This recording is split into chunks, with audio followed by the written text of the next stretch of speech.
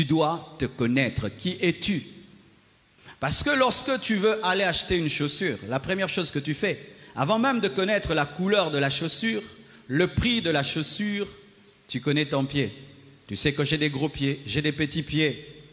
Tu sais que j'ai des pieds plats. Tu sais, et tu sais que tu chausses 40. Un homme qui ne connaît pas son pied, même s'il va dans une boutique, il aura des problèmes. S'il tombe sur un escroc, il peut te vendre même une chaussure qui ne va pas t'aller.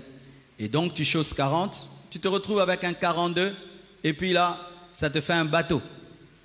Ou est-ce que tu te connais? Célibataire, tu veux le mariage. Qui veut se marier? Qui es-tu? Même dans le mariage, est-ce que tu te connais? Vous savez qu'il y a des mariés qui sont mariés, il ne se connaît pas lui-même, il ne sait pas qui il est. La connaissance de toi fera de toi un bon marié, célibataire, et va arranger ton mariage. C'est pourquoi aujourd'hui, je vais approfondir cela, l'introspection. Nous connaissons beaucoup sur les autres, mais peu sur nous-mêmes. Nous connaissons les qualités des autres, les défauts des autres, mais pas nos qualités, nos défauts. Nous voyons souvent hors de nous, mais rarement en nous. Pourquoi? Parce que nos yeux regardent vers l'extérieur. Je vous vois bien, mais mes chaussures, je ne les vois pas. Je ne les vois pas. Pendant que je suis concentré sur vous, je ne vois pas mes chaussures. Même pas ma chemise, je ne la vois pas. Ainsi, parce que nos yeux physiques sont tournés vers l'extérieur, nos yeux spirituels aussi sont tournés vers l'extérieur, alors que ce n'est pas ça. Car si tes yeux physiques peuvent être tournés vers l'extérieur, tes yeux spirituels peuvent être tournés vers l'extérieur et l'intérieur. Tu dois te connaître toi-même en employant tes yeux spirituels. Tu es très fort pour les visions. Dieu m'a dit ça, Dieu m'a dit ça. Mais toi-même, est-ce que tu te vois? Tu es fort pour discerner les esprits. C'est un sorcier, c'est ceci. Mais est-ce que tu te discernes toi-même? Nos regards spirituels sont tellement en dehors de nous que nous ne nous connaissons pas. Et comme tu ne te connais pas, comment tu vas faire une alliance? Comment tu vas t'engager? Si tu ne te connais pas, un ignorant de lui ne peut s'engager profondément parce que l'ignorance ne s'engage pas. Nous voyons mieux l'extérieur, mais moins à l'intérieur. Nous voyageons beaucoup à l'extérieur, mais peu à l'intérieur. Tu connais tout Kinshasa, mais tu ne maîtrises même pas ton âme. Tu connais toutes les avenues de Kinshasa, tu ne maîtrises même pas ton corps. Tu connais tout Kinshasa, tu ne maîtrises pas ton esprit. Je te pose une question. Tu as combien de dons spirituels au niveau de ton esprit? Tu ne sais pas. Je te pose une question au niveau de ton âme. Quelle est la plus grande force de ton âme? Ta plus grande qualité psychique? Tu ne connais pas. Quel est ton plus grand défaut dans ton âme? Tu ne connais pas. Même ton corps, beaucoup, quand je vais parler du corps, ignorent leur propre corps. Mais cet homme-là veut se marier et veut être un bon mari. Cette femme-là, qui s'ignore, veut se marier et veut être une bonne femme. Comment l'ignorance peut engendrer le succès? Frères et sœurs, sachez ceci, que ce qui a comme résultat l'ignorance de soi, la résultante plutôt de l'ignorance de soi, c'est toujours un couple malade, un couple abîmé. Chers célibataires, vous voyez comme vous êtes négligents sur votre propre connaissance et vous perdez votre temps à maîtriser la vie des autres. Vous êtes en train de préparer une bombe dans votre mariage. Et ce qui est mal, c'est que tu risques de te connaître, tu es marié. Et là maintenant tu te découvres, mais tu es déjà engagé. Et je vais même parler aux mariés. Tu te maries et maintenant tu te découvres. Comment tu peux faire? La solution, ce n'est pas le divorce. Tu dois réépouser ta femme et réépouser ton mari. Alléluia. Frères et sœurs, la Bible dit, vous connaîtrez la vérité et la vérité vous affranchira. Ainsi, nous voyons que la connaissance protège. La connaissance délivre. Délivre des mauvais choix, des mauvais engagements. Je t'assure que si tu m'écoutes bien et tu es mal fiancé Ça peut te délivrer de ces fiançailles-là. Et si tu m'écoutes bien, et tu es en train de détruire ton mariage, Dieu peut t'affranchir d'un divorce potentiel. Car la connaissance affranchit. Regardez dans la parole. Adam se connaissait avant de se marier. Ève aussi. Comment, pasteur? Adam était seul longtemps avant qu'on lui donne Ève. Ainsi, il se connaissait, il savait que moi, je n'ai pas besoin d'un chimpanzé. Je n'ai pas besoin d'un tigre. J'ai besoin d'une femme comme moi. Il s'est découvert et Dieu lui a donné la femme. La connaissance de soi-même a précédé Ève. Ève aussi. Pourquoi je dis Ève aussi a eu le temps de se connaître? Parce que Ève a été créée alors qu'Adam dormait. Le temps qu'Adam dormait a permis à Ève de se connaître. Et donc, Adam dormait, elle était debout, elle a pu voir que lui, il est différent de moi, je suis différente de lui. Donc moi, je suis une femme, lui, il est un homme. Alléluia. La connaissance de soi. Quand nous lisons Exode 4, verset 10, la Bible dit, Moïse dit à l'Éternel, « Ah Seigneur, je ne suis pas un homme qui ait la parole facile, et ce n'est ni d'hier, ni d'avant-hier, ni même depuis que tu parles à ton serviteur, car j'ai la bouche et la langue embarrassée. » Lorsque Dieu est venu faire une alliance avec Moïse, il a trouvé un Moïse qui se connaissait. Moïse connaissait son défaut, c'était un bègue, depuis l'enfance. Et il dit à Dieu, « Dieu, tu veux faire une alliance avec moi? Je suis un bègue. Comment tu peux chercher un prophète bègue?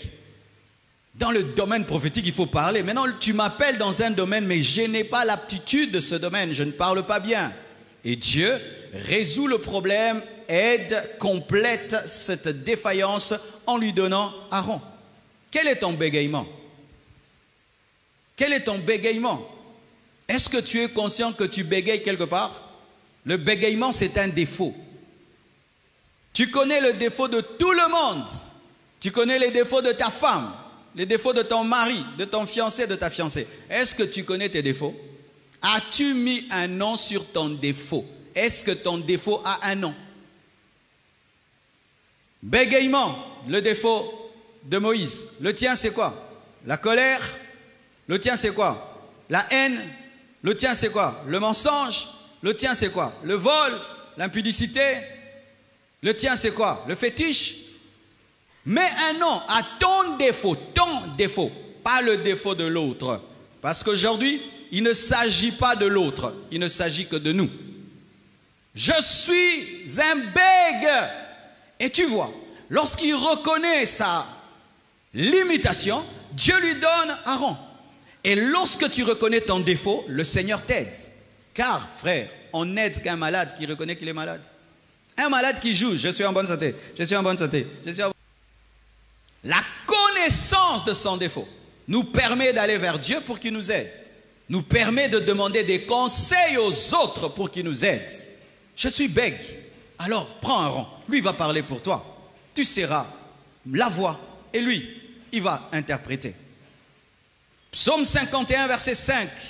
Et dans d'autres versions, verset 7.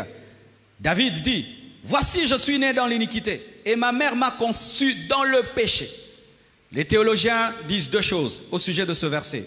Ils disent, soit c'est David qui reconnaît seulement qu'il est pécheur, comme tout homme. Mais d'autres disent que David est né en dehors du mariage, parce qu'il dit que ma mère m'a conçu dans le péché. Ma mère m'a conçu dans le péché. Et ils disent, c'est pourquoi, vous voyez, il était le cadet de la famille, mais c'est lui qui paissait les troupeaux, parce qu'il n'était pas l'honneur de son père. Et Dieu, qui aime les rejeter, est allé prendre David et il l'a élevé au-dessus de ses frères. Mais il a dit ceci. Quand est-ce qu'il a dit ça? C'est lorsqu'il est tombé avec Bathsheba. Quand il pleurait, il a dit, ma mère m'a conçu dans l'adultère. Ma mère m'a conçu dans le péché. Donc j'ai le péché de ma mère et de mon père. Et tu veux maintenant que je demeure dans la sainteté.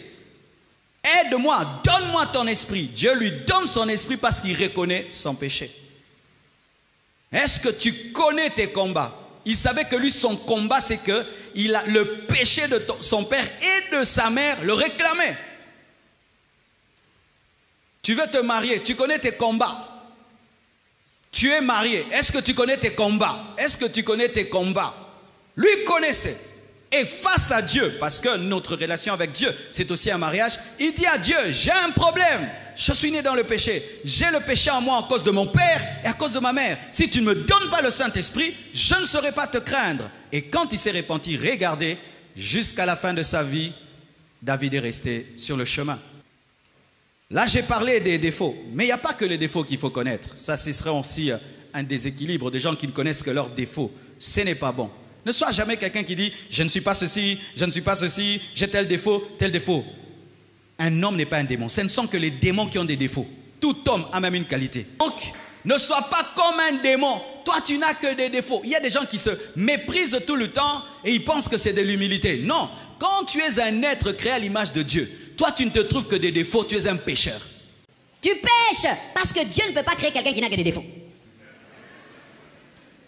Aussi, 1 Corinthiens 15, verset 10, la Bible dit « Par la grâce de Dieu, je suis ce que je suis, et sa grâce envers moi n'a pas été vaine.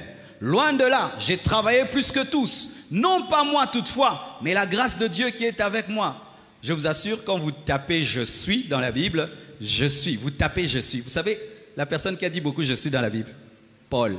Paul a dit trop « je suis ». Tu croirais un orgueilleux? Non. Le plus haut niveau de l'humilité, c'est se connaître, mais tu restes humble. Quelqu'un qui s'ignore et qui est humble, mais quelqu'un qui se connaît, il sait que j'ai l'onction, j'ai la parole, je suis riche, je suis beau, je suis élégant, mais qui dit que toute la gloire revienne à Dieu. Lui, il est vraiment humble. Et c'est ce que Paul disait. J'ai travaillé plus que tous. Il dit tous, même Pierre là, j'ai travaillé plus que lui, mais non pas moi, mais la grâce de Dieu. Mais j'ai travaillé plus que tous. Alléluia. Est-ce que tu connais ton niveau spirituel? Ton niveau spirituel. J'en parlerai vers la fin.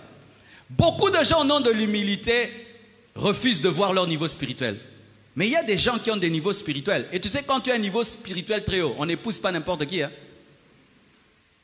On a... Ah, vraiment, Toté m'a bé trop. Oui. Vous savez, normalement, dans l'église, il fallait qu'on puisse s'opposer à certains mariages. C'est-à-dire, tu vois une sœur là vraiment, elle voit les anges tous les jours. Tous les jours, elle entend Jésus. Et ce n'est pas faux, c'est vrai, des vrais. Elle lit la Bible, Dieu l'enseigne. Elle a une sainteté, elle a 30 ans, 40, elle est vierge. Un Django converti hier, veut l'épouser, on va refuser. Pourquoi? Les aigles se marient entre eux. Parce que si elle est en haut là-bas, elle doit commencer à descendre dans la basse-cour pour les Django qui viennent de se convertir. Mais le problème, c'est celui-là. Beaucoup de gens, au nom de l'humilité, ne se regardent pas. Car si tu es humble en matière de nourriture, tu vas manger la chikwang alors que tu aimes le pondou. Oh non, frère, mais cette soeur, elle t'aime bien. Ce frère t'aime bien, ma soeur. Il a des moyens, il a tout. Pourquoi tu ne l'épouses pas? Si elle dit non, pasteur, il ne prie pas beaucoup. Pasteur, quand on lit la Bible, il ne comprend rien. Pasteur, quand j'ai... Frère, ça c'est l'orgueil. Est-ce que toi tu as l'appel au ministère? Ça ce sont les choses des pasteurs, des prophètes, des docteurs. Toi c'est la femme à la cuisine. La femme à la cuisine, tu n'as pas besoin de ça. Et qu'est-ce que ça nous crée des problèmes? Parce que lorsqu'un aigle épouse un poussin, il n'y aura que des atterrissages, jamais des décollages. Ah oui, vous verrez tout le temps l'aigle descendre. Et un jour on va attraper l'aigle. Alors maman, toi tu as une fille là. Elle n'est pas trop dans les make-up, elle n'est pas trop dans les novellas. Elle lit la Bible, elle prie, elle prophétise. Maintenant, quand quelqu'un veut l'épouser, tu dis non, cet homme est riche, hein, épouse-le seulement. Et elle doit épouser des renards banquiers. Elle doit épouser des hommes spirituels parce que Dieu ne peut pas investir autant en elle pour rien. C'est comme ça qu'on a des problèmes.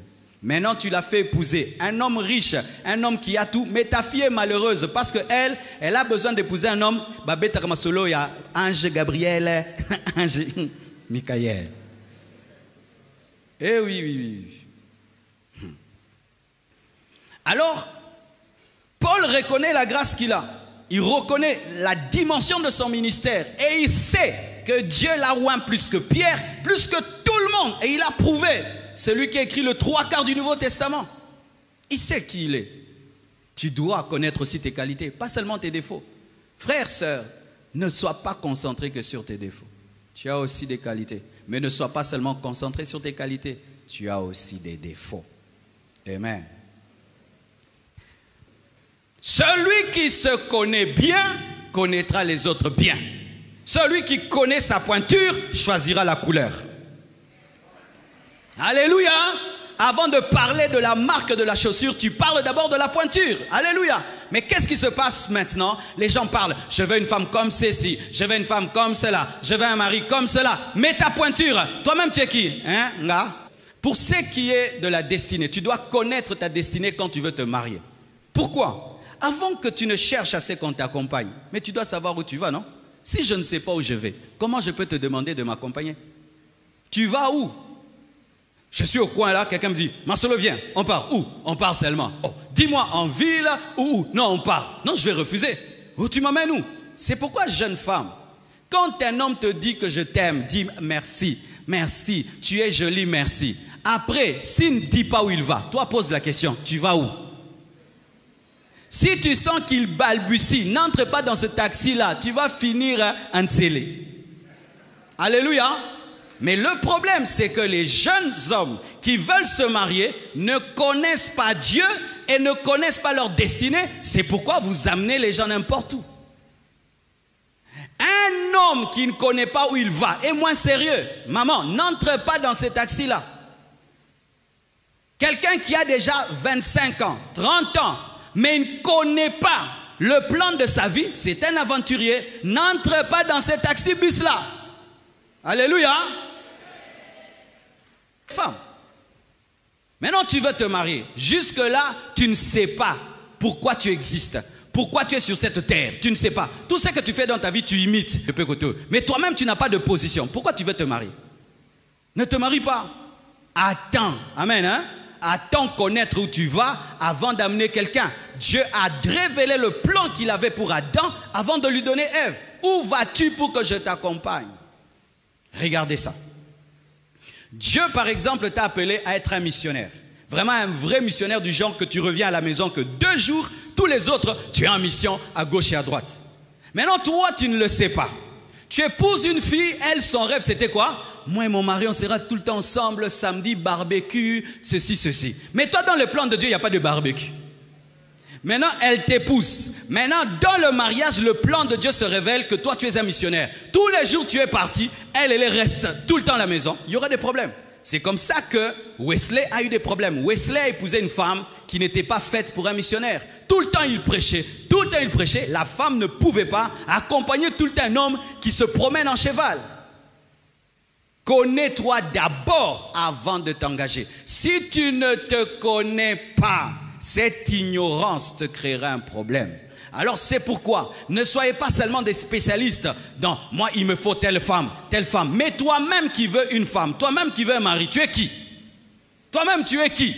Tu ne sais même pas qui tu es, mais tu as des goûts. Est-ce que l'ignorance a des goûts?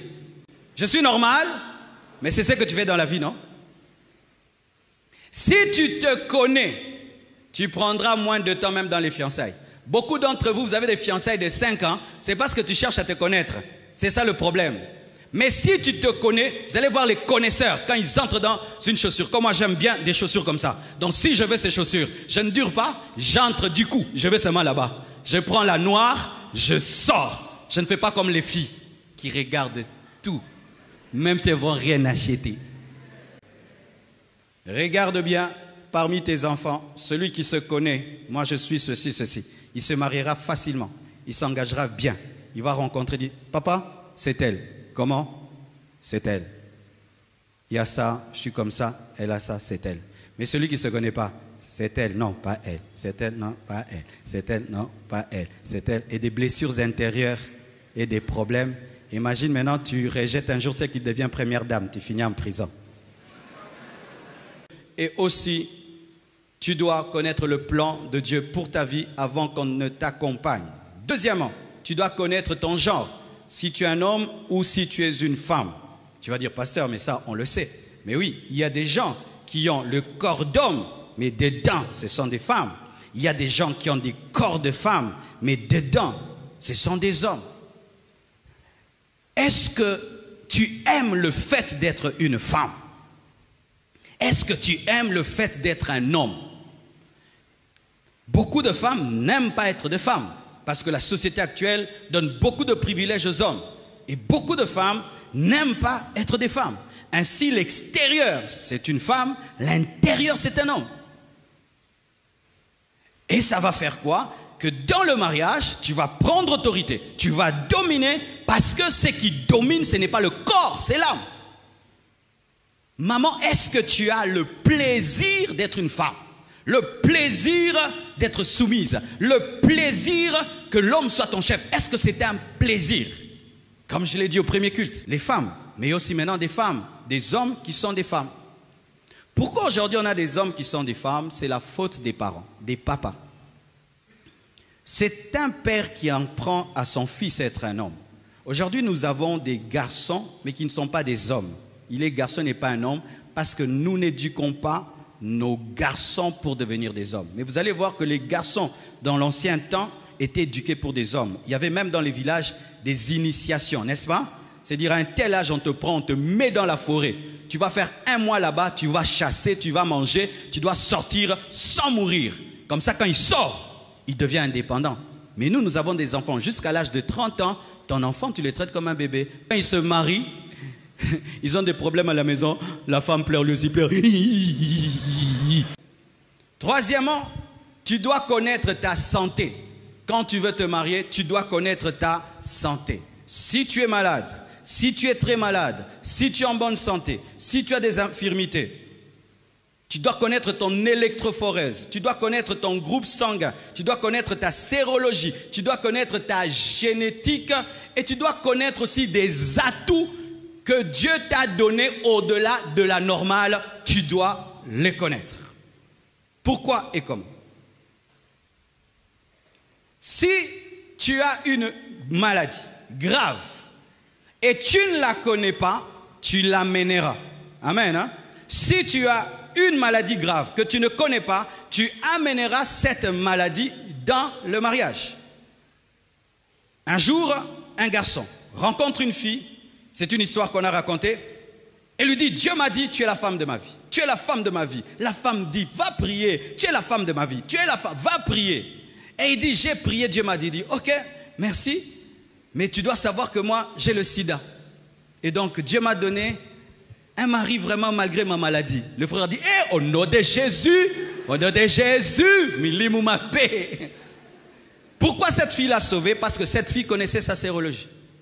J'ai vu des beaux garçons entrer dans mon bureau, mais ils ont le sida. J'ai vu des belles filles entrer dans mon bureau qui ont le sida. Alléluia. Et c'est bien qu'ils le sachent, parce qu'ils savent que si je me marie, je peux infecter, ou si je me marie, je dois protéger l'autre. Vous devez le savoir. Et une autre chose qui est vraiment terrible, c'est l'ignorance de ton électrophorèse. Je vois des gens qui cherchent à connaître s'ils sont AA, AS ou SS 2 jours avant le mariage. Vous avez déjà loué la salle, invité, même à l'église, vous êtes passé ici sur les écrans, mais nous parlons de 2 personnes qui ne se connaissent pas sur le plan génétique. Mais c'est grave. Mes frères et sœurs, autant tu sais que tu es un homme, que tu es une femme, tu dois, quand on te pose la question, tu es qui? Comme moi, je suis AA. Je suis AA. Je sais, je suis AA. Tu es qui? Tu es AA? Tu es AS? Tu es SS. Quand tu es AA, tu peux te marier à un AS et même à SS, mais c'est aussi dangereux parce que le SS peut donner encore des SS ou des AA ou des AS. Mais tu dois te connaître. Ça peut vous créer des problèmes dans la maison. La plupart qui ont des enfants SS en bonne santé, souvent ce sont dans les familles riches. Dans les familles riches, ils peuvent avoir un enfant SS, mais qui tient. Parce qu'ils ont l'argent pour changer le sang, pour ceci intervenir rapidement. Mais quand la famille est pauvre, je vous assure, quand ils ont la crise, les os leur font mal. Il y a un problème de sang. Mais quand déjà tu sais, pas avant le mariage, tu n'as même pas une fiancée, tu n'as même pas l'idée de te marier. Mais tu sais, moi, je suis AS. Moi, je suis AS. Alors quand maintenant tu voudras t'engager, tu poses la question. Ah, ma soeur, tu es comment? Tout. Mais première causerie, avant d'aller dans trop de choses. Tout nakaga. Amen, hein? Mais si toi tu es SS et tu dis que tu veux te marier, voici ce que je te dis. Si tu es SS, tu veux te marier, alors épouse un AA. Mais dis à ce AA qu'il sache, ne cache pas que tu es SS et il sait que quand il se marie à toi, il y aura des problèmes de maladie, il y aura des problèmes de ceci. Lui-même sait en âme et conscience dans quoi il entre. Quand aussi, dans la manière dont Dieu t'a créé, il t'a donné une capacité supérieure, surtout en tant qu'un homme. Tu vois, quand on était des enfants, quand on était à l'internat, les hommes aimaient se laver ensemble et ainsi chacun montrait à quel point il est. Et quand on était des enfants, on pensait que c'était l'atout principal dans le mariage. Alors que ça peut être un atout, mais ça peut aussi être un problème si la personne que tu épouses, eh ben, vous n'êtes pas complémentaires. Alors quand tu as un atout supérieur, tu dois prier par rapport à cela et demander à Dieu de te donner une femme qui est compatible à toi par rapport à ton atout. Vous comprenez? Mais tu ne vas pas essayer dans les fiançailles parce que les chrétiens n'essayent pas, mais tu pries Dieu. Et Dieu qui exauce te donnera quelqu'un aussi qui l'a créé pour cet atout-là. Parce que dans certains couples, étant pasteur, les problèmes qu'ils ont, c'est une incompatibilité en matière de l'atout. Et tu vois, il est béni, mais il n'en profite pas parce qu'il a rencontré quelqu'un qui ne peut pas le recevoir. C'est comme si tu achètes un camion, mais tu as le garage d'une VW. Pour les mariés qui sont au milieu de nous, même pour les célibataires, pour les mariés, beaucoup de mariés se marient et vous êtes dans le mariage, mais vous ne vous connaissez pas. Vous mettez tout sur le dos des démons, vous mettez tout sur le dos des sorciers, alors que nous avons été créés différents. 1 million d'hommes, 1 million d'âmes différentes. Alors, vous devez connaître votre tempérament. Et dans le domaine des tempéraments, il y a 2 sortes de tempéraments. Il y a les introvertis et les extravertis. Les introvertis, ce sont des personnes intérieures, comme on dit intro dedans. Ce sont des gens qui ressentent tout à l'intérieur. Ils peuvent être tristes, c'est à l'intérieur. Heureux, à l'intérieur. Ils n'expriment pas beaucoup. Surtout les flegmatiques. Parmi les introvertis, il y a les flegmatiques qui sont très introvertis, on les appelle les timides. Et il y a les un peu introvertis qu'on appelle les mélancoliques. Il y a aussi maintenant les extravertis. Les extravertis, il y a les nerveux, on les appelle colériques. Et il y a aussi les sanguins. Les sanguins. Alors, dans le mariage, la plupart des temps, les contraires s'attirent. Souvent, tu vas voir un homme sanguin être attiré par une femme mélancolique, une femme nerveuse être attirée par un homme flegmatique. Ça fait l'équilibre. L'un est chaud, l'autre est calme. Et c'est bien. Tu vois, des fois, un problème peut arriver dans la maison. Le voisin du quartier, il allume le feu et son feu, sa fumée entre dans la maison. Le sanguin, il va dire, je vais lui dire. Le sanguin dit, je vais lui dire. Le colérique, il va voir, je vais prendre le feu là, je vais jeter chez lui. Ça, c'est le nerveux. Mais la flegmatique va dire, non, chérie, peut-être que ce n'est pas sciemment. Il faut aller causer avec lui. Peut-être que... Non, je vais dire. Ok, tu vas lui dire même demain, mais dors d'abord aujourd'hui. Et puis il dort, le matin, il dit, au fait, pourquoi j'allais aller? Ça fait bien parce qu'il y a un qui accélère et l'autre est le frein. Il n'y a pas de voiture qu'avec l'accélérateur. Il y a aussi le frein, mais il n'y a pas aussi des voitures avec le frein.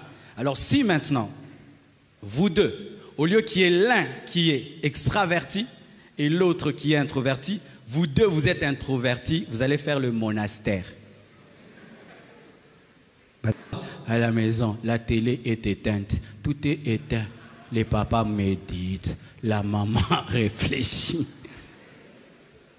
Mais si vous êtes déjà mariés, restez ensemble. Hein? Mais chaleur, mon côté la vie au nom de Jésus. Restez ensemble. Mais voici, si aussi vous deux, vous êtes sanguin ou bien extraverti, c'est aussi le feu. Chérie, quoi? Tu sais, Il m'a mal parlé.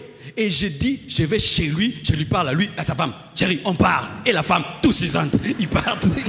On tape l'homme, on tape la femme. Les deux, on les tape. Ça aussi, c'est pas bien.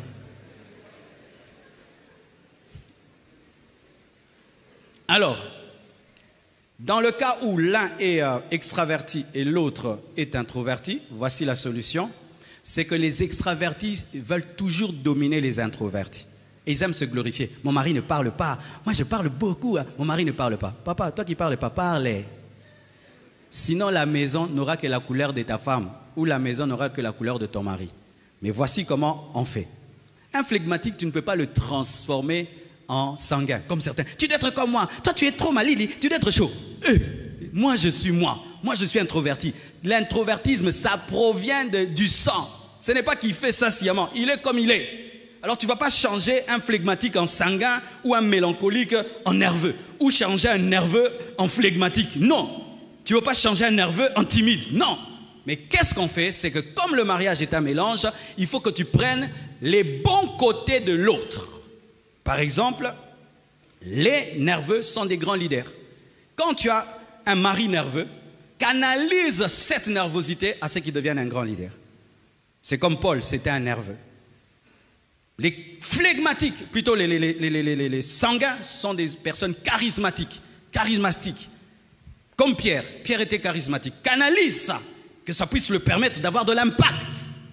Les flegmatiques sont des grands conseillers. Pourquoi? Parce qu'ils écoutent. Il peut t'écouter 3 heures. 3 heures, lui ne parle pas. Et ce sont des personnes qui sont mises à côté des grands leaders. Les mélancoliques sont des grands artistes, des grands peintres, des grands musiciens, des grands cinéastes, des hommes qui sont dans l'excellence et dans les détails. Alors, qu'est-ce que tu dois faire? Ne détruis pas le tempérament de ton mari ou de ta femme pour en faire toi ou faire d'elle toi, mais canalise son tempérament pour qu'il puisse maximiser les qualités de ce tempérament. Alléluia. Alors, lorsque tu as épousé quelqu'un d'extraverti, deviens aussi un peu extraverti. Lorsque tu as épousé quelqu'un d'introverti, deviens aussi un peu introverti. Si vous deux, vous êtes pareils, vous êtes de feu, faites une réunion de feu. Et dites, calmons la température, chérie. Nous brûlons la famille. Si vous deux, vous êtes 2 personnes froides, faites une réunion de froid. Dites, chérie, c'est un monastère, hein? Mettons un peu de chaleur. Parce que les tempéraments peuvent être donnés au Saint-Esprit et le Saint-Esprit maintenant les oint et les transforme pour sortir que ce qui est bon. Amen. Le dernier point, tu dois connaître tes priorités. Comment je peux donner le bon mot? Tu dois connaître ce qui t'attire en premier dans un homme et dans une femme. Tu dois le savoir, se connaître toi-même. Il y a ici des gens entre poulet et viande, du coup il dit poulet, n'est-ce pas? N'est-ce pas? Même quand on va dans les avions, poulet, viande, poulet. Il y a des gens, si on met du poulet et le poisson, ils prennent toujours le poisson. Il y a des gens entre le foufou et la chikwang, clair, c'est la chikwang. Tu connais tout ça. Mais en matière de ce qui est prioritaire pour toi, tu ne connais pas. Alors voici. L'homme a un esprit, il a une âme, il a un corps et il vit dans une société. Et ces 4 choses sont importantes dans le mariage. C'est-à-dire quoi? Il y a des gens qui sont corps, ce sont des sexuels. 2, il y a des gens qui sont âmes, ce sont des psychiques. 3, il y a des hommes et des femmes qui sont esprits, ce sont des spirituels. Il y a des hommes et des femmes qui sont sociétés, ils sont sociaux. Je les explique. Un homme ou une femme qui est corps, c'est-à-dire tu peux être intelligent, tu peux être spirituel, tu peux être relationnel. Si tu n'es pas beau, tu n'es pas belle, rien. Qui est comme ça? Trop d'hypocrisie dans cette église. Presque tous les païens. Moi, quand j'étais païen, j'étais ça. Moi, quand j'étais païen, parce que ça, on change aussi de priorité en grandissant. C'est pourquoi un homme de 20 ans n'a pas les mêmes priorités qu'un homme de 40 ans. Un homme de 40 ans n'a pas les mêmes priorités d'un homme de 60 ans. Amen. Hein? Ça évolue. Mais tu dois te connaître. Dans ton mariage, tu dois te connaître. Et toi qui es fiancé, qui es célibataire, tu dois te connaître. Qu'est-ce qui, toi, est prioritaire dans ces 4 choses? L'esprit, l'âme, le corps ou la vie en société. Alors, celui qui est corps, lui, c'est le corps d'abord. Et souvent, quand on était des païens, c'était une fille avec qui tu vas sortir, la présenter dans les fêtes, qu'on te trouve grave. Même si elle est bête, même si elle ne prie pas, même si elle a des problèmes avec tous les quartiers, si elle est canon, tu prends. Qui était comme ça? J'étais le seul à être païen. Hein? Ok. Alors, 2, il y a ceux qui sont les psychiques. Pour eux, ce n'est pas ton corps. Oh, beauté, c'est pas ça. Eux, c'est l'intelligence, c'est le caractère. Ils aiment les autres par le caractère. Il est doux, il a la maîtrise. Ah, vraiment, il a la sagesse, il est intelligent. Pour eux, c'est ça. La première chose, c'est ça. Qui est comme ça? Ah, vous êtes nombreux, hein? Ah, acclamons le Seigneur. C'est bien. Et d'autres, c'est l'esprit. Tu dois être né de nouveau, tu dois parler en langue, tu dois voir les anges, tu dois maîtriser la Bible, tu dois prier 10 heures du temps. Qui sont comme ça? Levez la main. Ah, il y en a aussi, hein? Acclamez pour eux. Et les autres, tu dois aimer sa maman. Tu dois préparer bien le foufou. Tu dois aimer ses amis.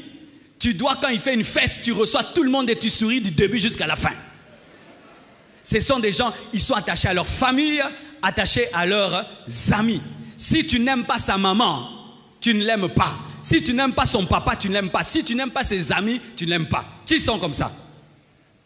Si chez toi, ce qui vient en premier, c'est le physique, voici le secret. Surtout aujourd'hui avec le make-up, tu dois débarquer très tôt matin.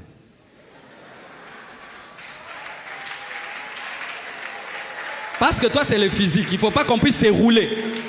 Tu débarques ou, si tu ne peux pas débarquer, le jour que tu le reçois, tu amènes l'eau.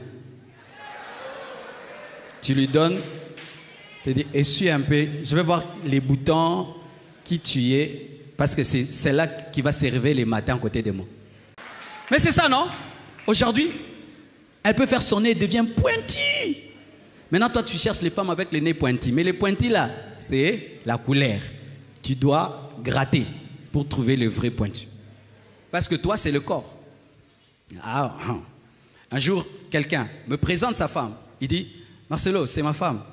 Elle n'est pas belle, mais elle est très sage. Pourquoi tu dis ça? Tu as un problème. Comment tu peux savoir que toi, tu es physique?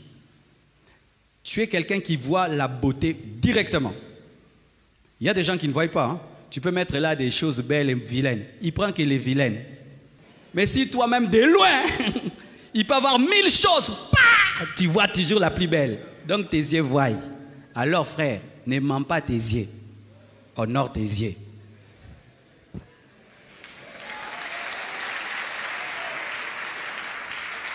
Sinon, tu vas commencer à introduire. Elle n'est pas belle, hein, mais elle prie beaucoup. Qui t'a demandé? Toi-même, tu sais. Oh là là, évoluons. Alors ça, c'est pour les physiques. Tu dois tester, savoir qui elle est. 2, si tu es spirituel et tu veux tester quelqu'un, un jour tu dis, viens. Tu fais prier ces frères-là. Tu vois le garçon là qui veut t'épouser, mais toi tu cherches pour toi un homme, c'est un homme de prière. Dis, viens, on va voir, passe à la maison. Elle dit, à la maison, il parfum, chaussure, il vient. Tu dis, on peut prier? Pas de problème, pas de problème. 2 heures du temps. Oui, j'ai un ami qui faisait ça. Pour épouser une fille, il va te faire prier 3 heures du temps, à genoux. Parce que lui, il fait que prier. Mais oui, mais le problème, le voilà, c'est que quand vous êtes célibataire, vous négligez qui vous êtes. Et tu l'amènes maintenant, le frère là, tu l'amènes 1 heure, 2 heures. Et puis tu ouvres un œil comme ça. Moi.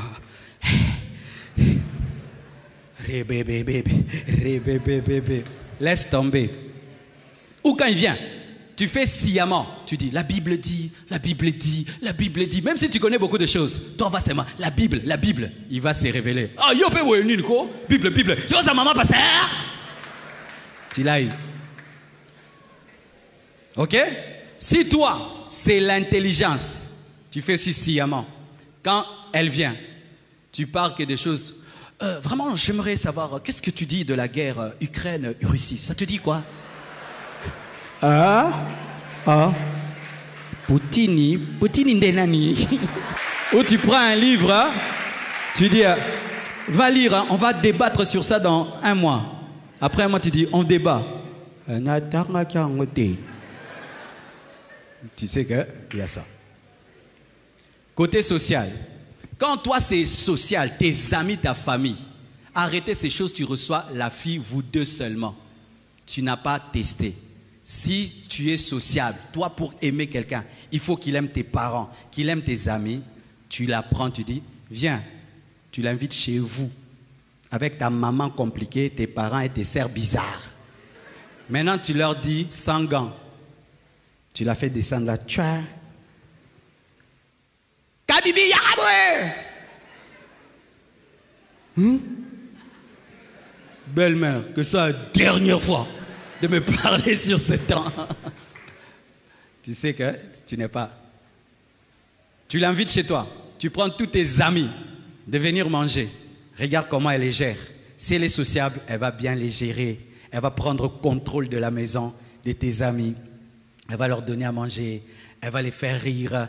Et quand ils reviendront, ils ne vont plus te chercher toi. Ils vont seulement chercher elle. Et si c'est elle, ta maman ne va plus te chercher toi. Va chercher seulement elle. Parce qu'il a su que c'est sa fille. Mais si toi tu cherches une femme sociable, c'est toujours vous deux, vous deux. Elle peut t'aimer toi, mais elle n'aime pas tes parents. Elle peut t'aimer toi, elle n'aime pas tes amis, tu ne l'as pas testé.